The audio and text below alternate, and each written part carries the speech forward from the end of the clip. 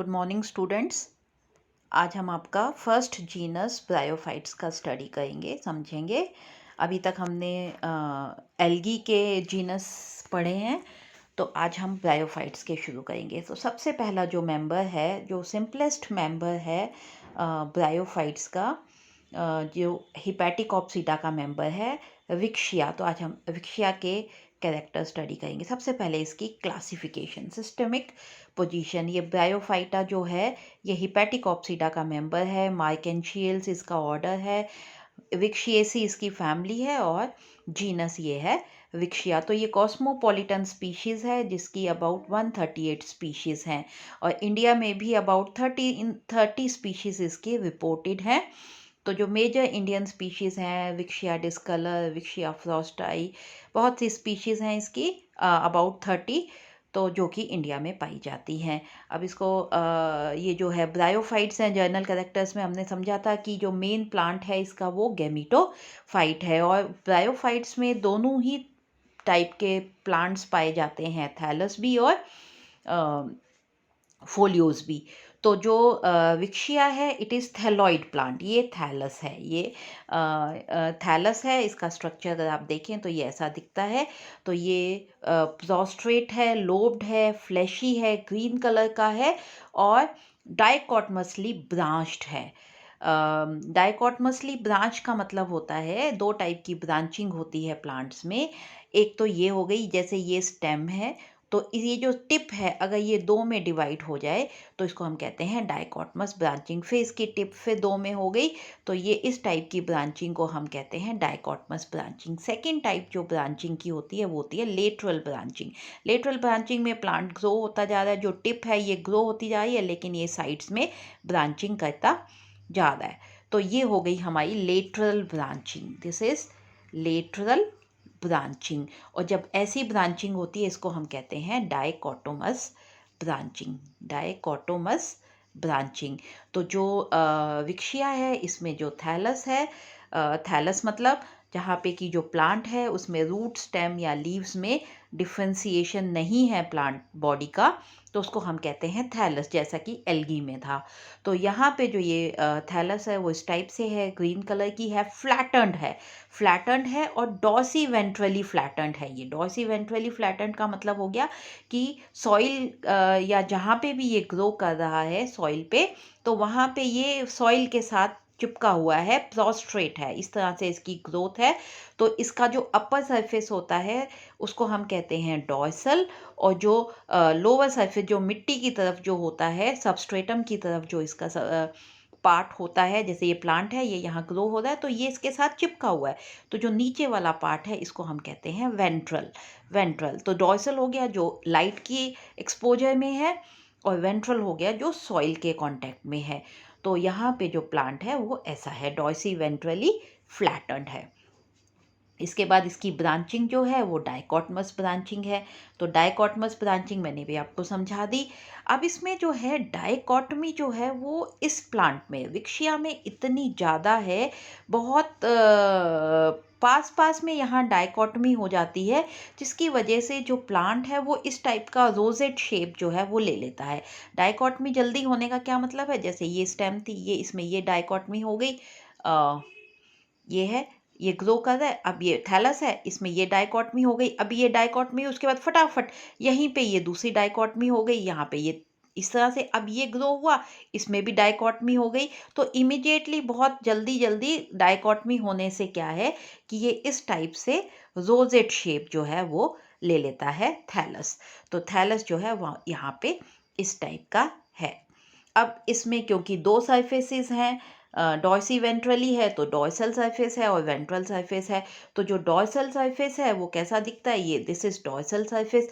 Dorsal surface जो है smooth है, इसमें बीच में एक मीडियन ग्रूव है, ये मीडियन ग्रूव यहाँ पे ये एक एक तरह से ऐसे मीडियन डिप्रेशन सा है यहाँ पे, ऐसे मीडियन बीच में, तो वो ऐसा दिखता है जैसे मिड रिब हो। प्रॉपर मिड रिब नहीं है, प्रॉपर मिड में एक लाइन नहीं है, पर this is due to depression in the, ये जो ग्रूव है इसकी वजह से ये यहाँ पे एक मिडल लाइन जो है वो दिखती है। और जो डायकोटमी है, जो ये ऐसे डायकोटमी जो बनी, ये डायकोटमी दिस वन, ये जो डायकोटमी यहाँ बनी, इस डायकोटमी में ये एपिकल नॉच है। This is apical notch. ये ऐसे, ये जो डायकोटमी है इसमें यहाँ पे बीच में इसको हम कहते हैं एपिकल नॉच, जहाँ पे कि ग्रोइंग टिप जो है, ग्रोइंग पॉइंट जो है वो यहाँ पे है। ग्रोइंग जो टिश्यू है, डिवाइडिंग जो टिश्यू है वो यहाँ पे है। It is found here. यहाँ पे ये ग्रोइंग पॉइंट जो है ये यहाँ पे है। अब वेंट्रल सरफेस कैसी है? वेंट्रल सरफेस क्योंकि जमीन के साथ है कांटेक्ट में, और वो फिक्स करती है प्लांट को टू द सबस्ट्रेटम, इसलिए वहाँ पे राइजोइड्स हैं। राइजोइड्स जो हैं ये रूट्स का काम करती हैं। यहाँ पे जो प्लांट है ब्रायोफाइट्स में, इसमें रूट्स एब्सेंट होती है, तो रूट्स की जगह पाए जाते हैं राइजोइड्स। तो यहाँ पे विक्शिया में जो राइजोइड्स हैं ये सब के सब यूनिसेल्युलर हैं, अनब्रांच्ड हैं और यूनिसेल्युलर हैं, एक ही सेल के बने हुए हैं, लंबे लंबे स्ट्रक्चर्स हैं जो कि प्लांट को फिक्स करते हैं टू द सबस्ट्रेटम। अब ये राइजोइड्स दो टाइप के पाए जाते हैं, smooth walled and tuberculate. Smooth walled जो राइजोइड्स हैं ये स्मूथ है, सिंपल है, और जो ट्यूबरकुलेट है इसमें पेग लाइक इन्वेजिनेशंस हैं, आउटग्रोथ्स हैं, इसलिए उनको कहा जाता है ट्यूबरकुलेट राइजोइड्स। ये देखिए यहाँ पे ये एग्जांपल है, दीज आर राइजोइड्स। ये तो है फर्स्ट वन, ये वाला दिस वन, ये तो है smooth walled rhizoid, and this one is tuberculate rhizoid. ये ऐसे होते हैं, ये सिंपल राइजोइड, और जो ट्यूबरकुलेट राइजोइड है इसमें इस तरह से अंदर से ये पैग लाइक इन्वेजिनेशंस होती हैं ऐसे। तो ये बिल्कुल हमें स्लाइड में भी दिख जाते हैं।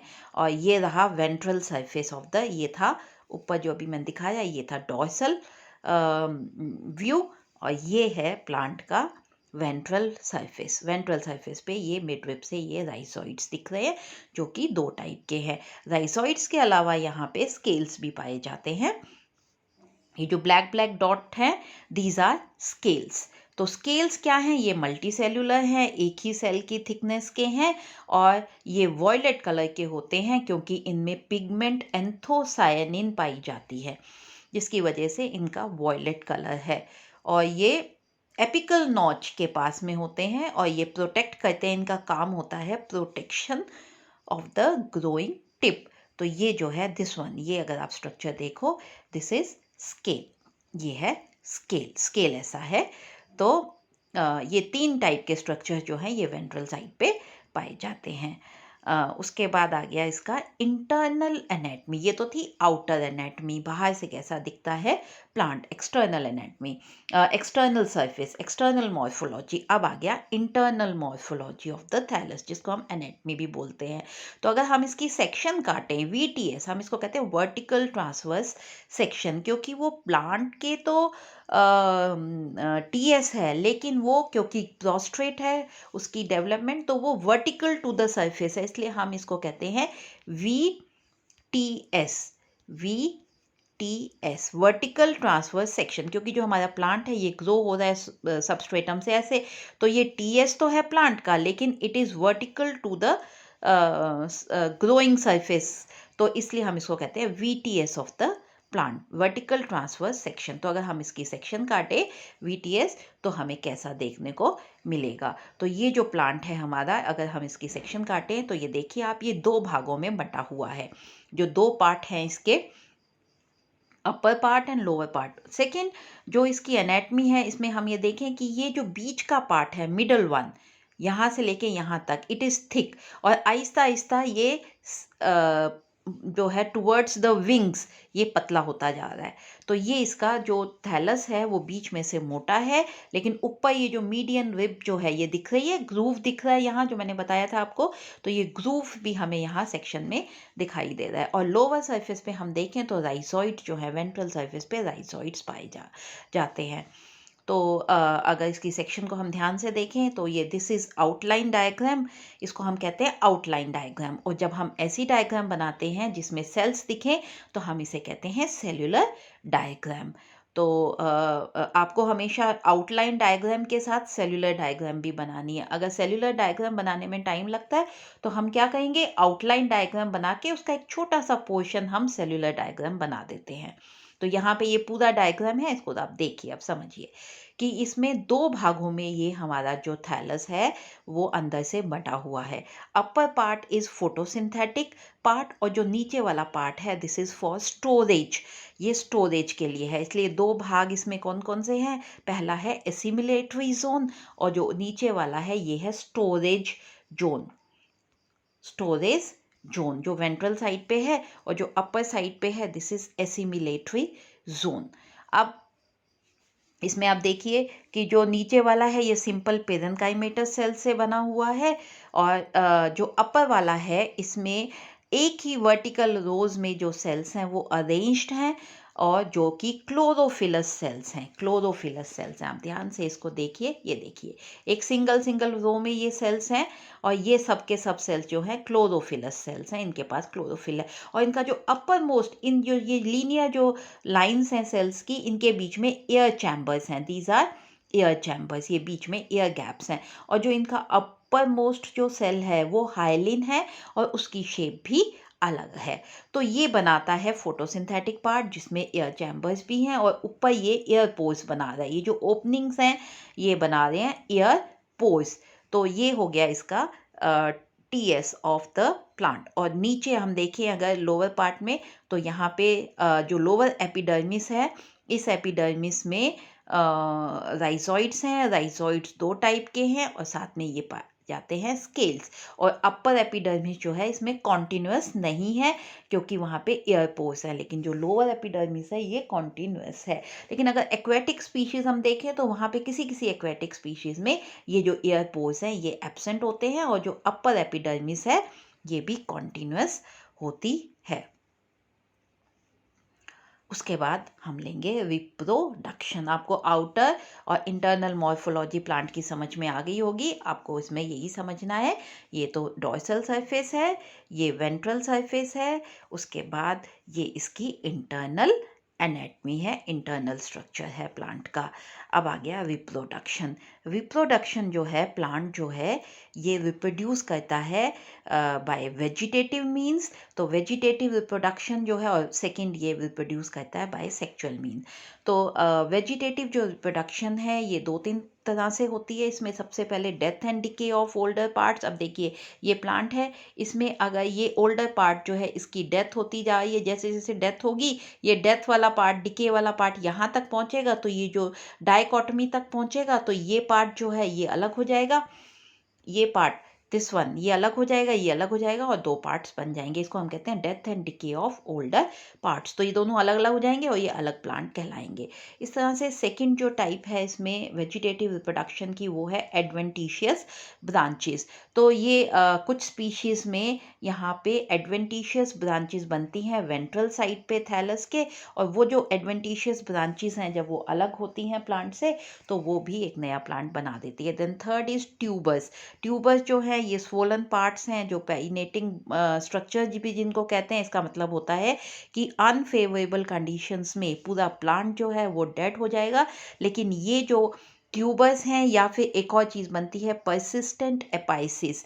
ये जो हैं परसिस्टेंट एपाइसिस मतलब जो टिप्स हैं ये रह जाती हैं, बाकी पूरा प्लांट डिके हो जाता है। या जो ट्यूबर्स हैं ये बनते हैं इस तरह से, ये दीज आर ट्यूबर्स। तो ये जो हैं जब अनफेवरेबल कंडीशंस होती हैं तो प्लांट तो डिके हो गया लेकिन ये परसिस्ट करते हैं। एक तो ये और एक एडवेंटिशियस ये परसिस्टेंट एपाइसिस, जो कि जब फेवरेबल कंडीशंस आती हैं तो वापस से जर्मिनेट होके नए प्लांट बना देते हैं।